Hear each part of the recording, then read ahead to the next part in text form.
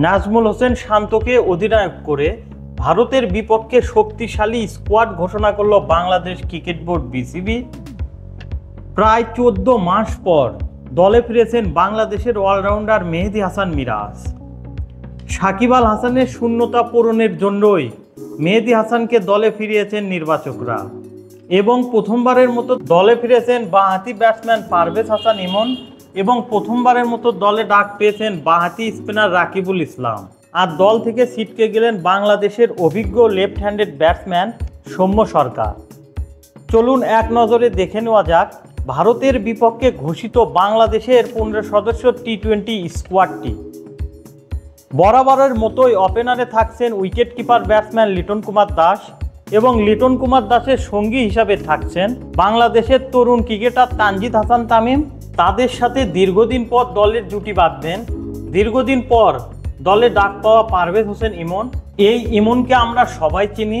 তিনি হলেন বাংলাদেশ অনূর্ধ্ব-19 বিশ্বকাপ দলের একজন গুরুত্বপূর্ণ খেলোয়াড় এবং কাকতালীয়ভাবে দেখেন ওপেনিংয়ে ডাক পাওয়া 3 জনের মধ্যে 2 জন ওপেনারই হচ্ছেন অনূর্ধ্ব-19 বিশ্বকাপ জয়ী দলের একজন খেলোয়াড়। টপ অর্ডারে খেলবেন বাংলাদেশের বর্তমান সুপারস্টার এবং টি-20 ব্যাটসম্যান তাওহিদ হৃদয় এবং বর্তমান টি-20 দলের ক্যাপ্টেন নাজমুল হোসেন শান্ত। এছাড়াও মিডল অর্ডারে রয়েছেন বাংলাদেশের অভিজ্ঞ সাইলেন্ট কিলার মাহমুদুল্লাহ রিয়াদ এবং wicket keeper batsman Zakir Hasan Anik. বাংলাদেশের টি-20 15 সদস্যর স্কোয়াডে 3 জন স্পিনার ডাক পেয়েছেন।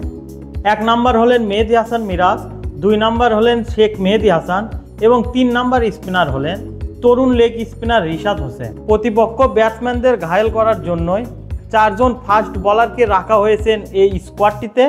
তারা হলেন তাসকিন আহমেদ, মোস্তাফিজুর রহমান, শরীফুল ইসলাম এবং সর্বশেষ ফাস্ট বোলার তানজিম হাসান সাকিব। এছাড়াও সর্বশেষে যে খেলোয়াড়টা রয়েছেন তিনি হলেন বাঁহাতি বোলার রকিবুল ইসলাম, যিনি স্পিন বল করে থাকেন। এখন দেখার বিষয় এই স্কোয়াড নিয়ে ভারতের বিপক্ষে কেমন করে বাংলাদেশ। প্রিয় দর্শক, আপনাদের কি মনে হয় বাংলাদেশ কি পারবে ভারতকে রুখে দিতে, ভারতের মাটিতে এই টি-20 সিরিজ জিততে?